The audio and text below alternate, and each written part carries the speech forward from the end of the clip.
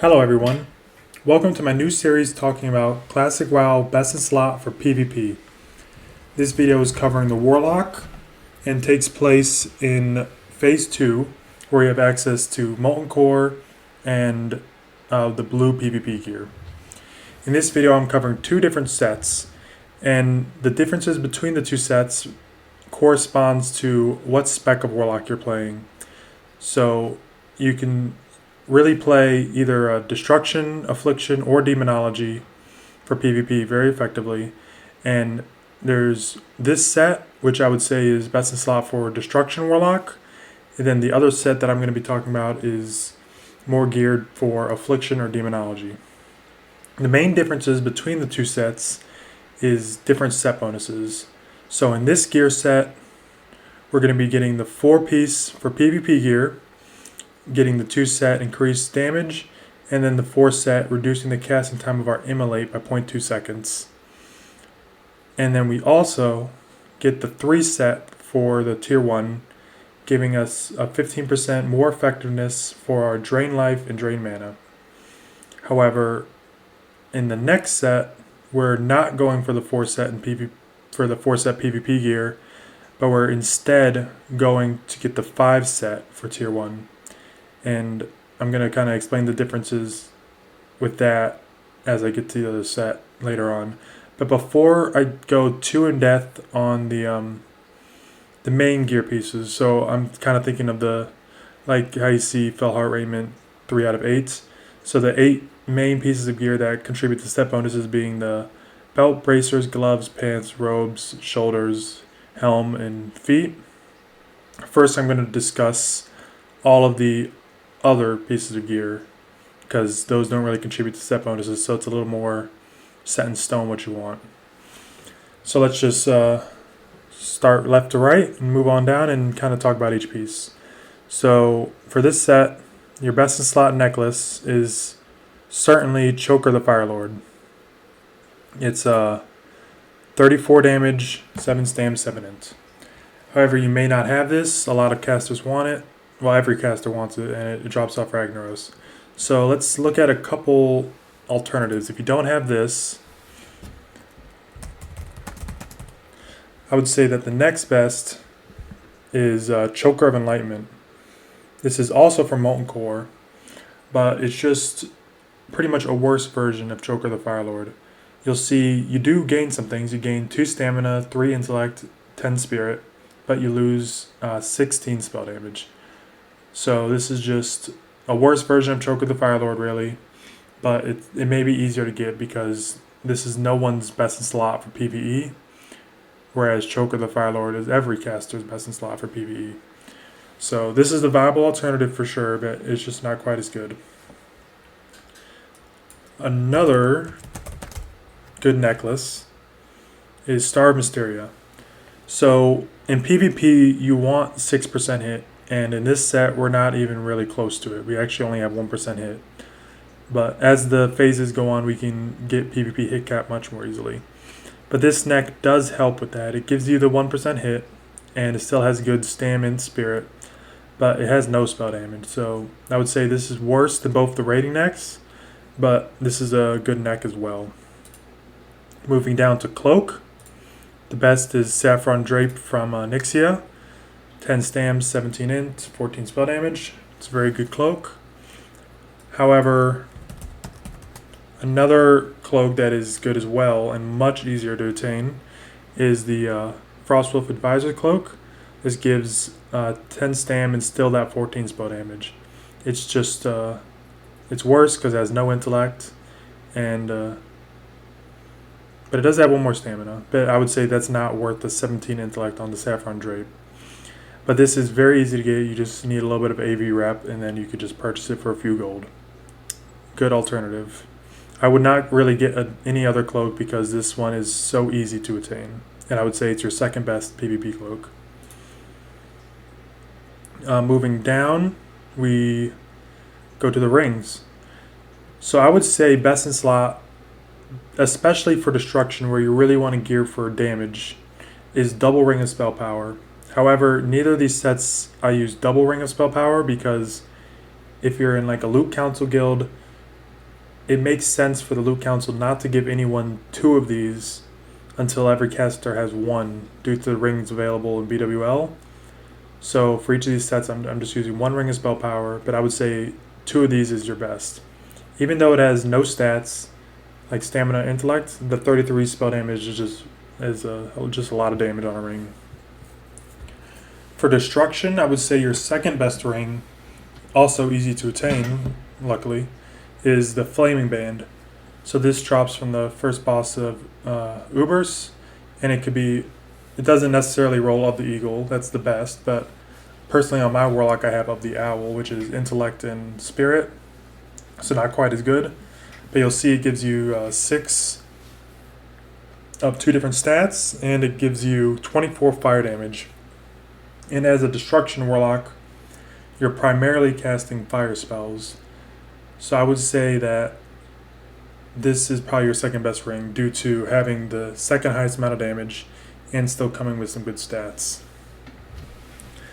Next for the trinkets, I'm not going to talk too long on trinkets because in PvP you want many trinkets. You want your engineering trinkets, you want static spell damage trinkets such as Briarwood Reed or the Dire Maul trinket.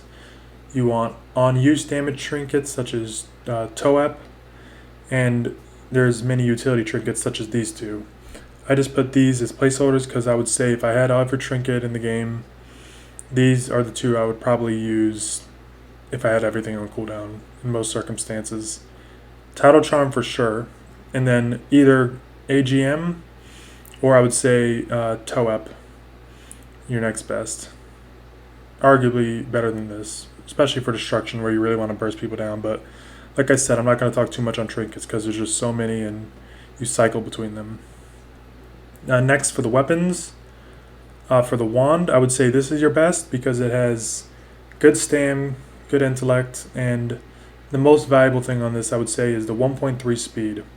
It's a very fast wand, which helps a lot with when you're wanding your opponent, if they're a caster, giving a spell pushback, as opposed to other wands that may have better stats but not nearly as fast.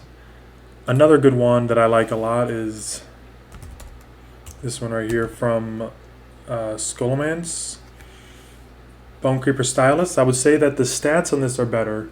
You lose 8 stam and 1 int, but you do gain 11 spell damage. I would say this is a better stat tick, but being at a 1.9 speed as opposed to 1.3, I would use Storm Rager over this in most circumstances. However, this is another good one to have for sure. For the weapons, your best in slot is the Mage Blade, of course. 40 spell damage, 1 crit, good stam int. If you don't have this, because every caster wants this right now, another good weapon is this right here.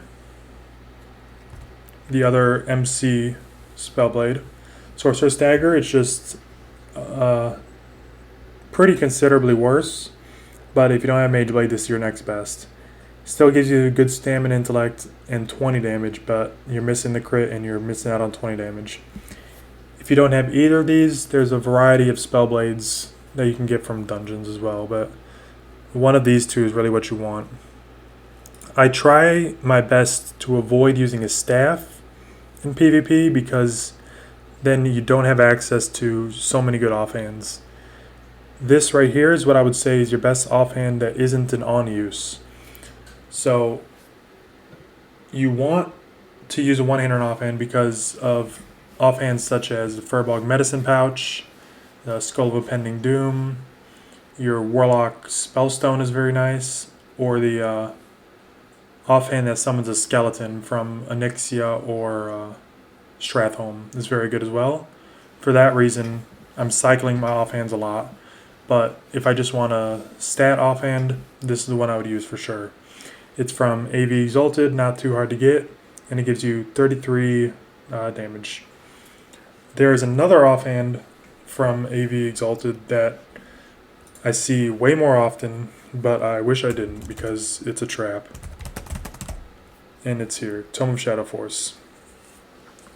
It gives you 1 more damage and 8 stamina, but it's just shadow damage. Definitely for destruction, you don't use this, but even for affliction or demonology, I value using the Thurzane's Touch, getting the 33 extra fire damage, much more than I value the 1 shadow damage and 8 stamina. I think this offhand is a trap. I use it only for raiding. I don't use this for PvP ever. There's also an offhand that gives you 40 fire damage, which may be good for destruction because you're primarily casting fire spells, but I would say losing the 7 fire damage is worthwhile to gain the 33 shadow damage, because you do use some shadow as well for destruction. But those are all the non-tier pieces, and those don't change between the two sets. The only thing that changes is this ring. You don't want a fire damage ring for Affliction or Demonology, but everything else is the same. But yeah, I kind of talked about it already. So you get the 4-set PvP. These are the ones you definitely want. Then for the other pieces, you get 3-piece for tier 1. Then the only extra piece out of the 8, because you get 4, you get 3, is the legs, and that's the tier 2 legs. They're just the best legs as far as stats are concerned. If you don't need a set bonus, these are the legs you're using. 23 stam, 16 int, some resistances, and 39 damage. You're simply the best statted legs. But now that we've gone over the destruction set, let's talk about another viable set, which would be what I would use for like Affliction or Demonology. So for this set, let's talk about the differences. You will notice that we're only getting 2-piece of the PvP gear. So you still get the 23 damage, but you lose the Immolate cast time reduction. But I would say what you're gaining from this set is more valuable than that for Demonology and Affliction. So the 2 that we definitely want is the shoulders and the gloves. So for the gloves, you notice that 1, it's statted pretty well for gloves. 14 stam, 4 int, 21 damage. It's pretty much the best stats you're going to get for gloves. But you'll also notice it gives an equip bonus that reduces your interruption in casting Searing Pain. Even though you're not casting Searing Pain as a Affliction or Demonology Warlock as much as a Destruction Warlock, you still cast it from time to time, and I do value that pushback reduction, especially when considering the other gloves that are available. There just aren't a lot of really other good gloves. There's the Fellcloth gloves for shadow damage, but it has less stamina, no intellect. And then there's the tier 1 gloves, gives a little bit better stamina int, but only 9 damage and 1 crit. So I would say these are definitely the gloves you want. And then next, for the shoulders, I would say that these are the best shoulders in the game right now for PvP, even not considering set bonuses. The other shoulders that you may use is the tier 1, but I would say they're just overall worse. So if you look at the differences, if you do make the swap from PvP to tier 1, you gain 8 stamina, you gain 4 intellect, a little bit of spirit, and shadow res, but you lose 3 damage and 1% crit. So overall, I would say the PvP shoulders are better, but they're definitely better when you're considering also getting the 23 spell damage 2 stat. I would say these are definitely the 2 you want to go for if you're going for only a 2-piece.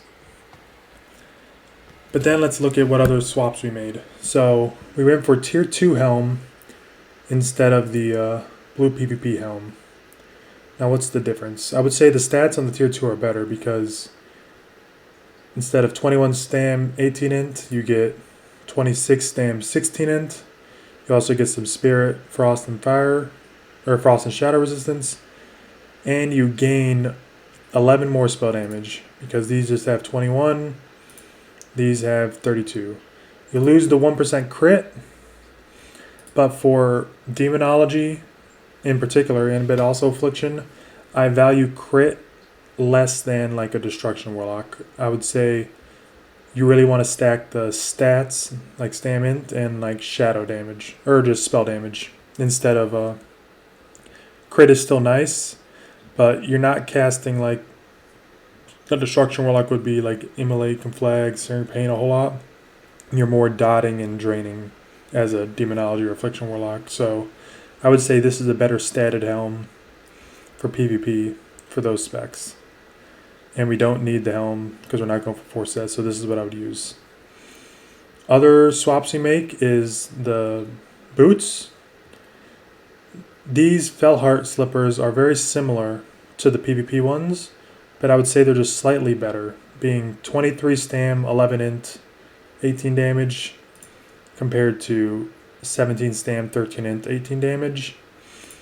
These are just slightly better boots, so since we don't need the PvP boots for a 4 set, we're going with tier 1. Another change that we made is the pants. So we're actually downgrading our pants in this set, because in the Conflag set we have tier 2, 23 stam, 16 int, 39 damage. But in this set, we have tier 1, 20 stam, 19 int, 30 damage. These are still very good. They're not a whole lot worse than tier 2. But I would make the swap for these tier 1 legs because we're getting the 5 set in this gear set. Giving your pet 15 stamina and 100 spell resistances, which is a very valuable set bonus, especially when you're running with Fell Hunter and especially as a Demonology Warlock with the Master Demonologist talent also giving 60 all res, it really makes your Fell Hunter very difficult to deal with for casters, to the point that they really should not even bother trying. With all that resistance, it makes it very difficult. And then we still wear the Fellheart belt, Fellheart chest, Fellheart bracers, but with the swap for pants and feet, we gain that 5 set, which is nice. Another change is the ring. So before we had this fire damage ring. Let's talk about other rings you can use. This one is probably less popular than the other 3 I'm going to mention, but I kind of wanted to showcase that this is a ring as well. It's from Ragnaros. It has no spell damage, but it does have high stats, being 13 stam, 23 int, which is like half a crit. So it does actually contribute to your damage a bit, and the 10 spirit. But I would say a lot more people may prefer other rings. So let's look at other rings.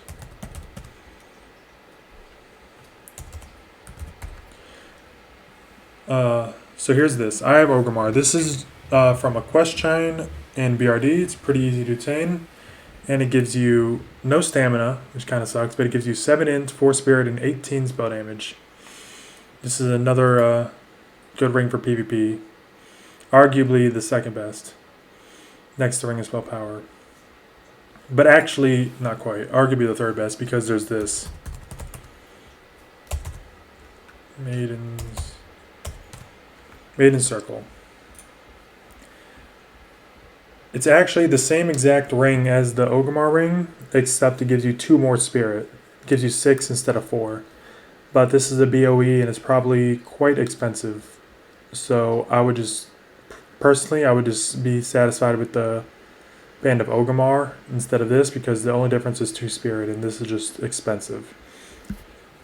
Another alternative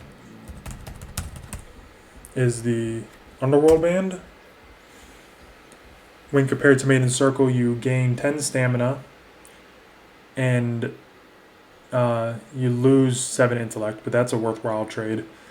But instead of 18 damage, it's 14, so a little bit worse, and it's only shadow, and so it doesn't really help your fire spells. But as Demonology and Affliction, you're not casting fire nearly as much, so this I would say is just slightly worse, but also a good PvP ring for sure. But yeah, everything else is pretty much the same. But yeah, I hope you enjoyed the video. I would say these 2 sets are your best in slot for PvP. The differences between them really just being for destruction, I value the 4 set, reducing the cast time of Immolate, and you still get the 3 set. Whereas with this gear set, you get the 5 set for tier 1, and you still maintain the 2 set for PvP gear. But yeah, that's the video. I look forward to making the next one covering phase 3 here. But stay tuned for that. And yeah, Destruction, Warlock, BIS, and then Affliction and Demonology. Thank you for watching, and stay tuned for the next one.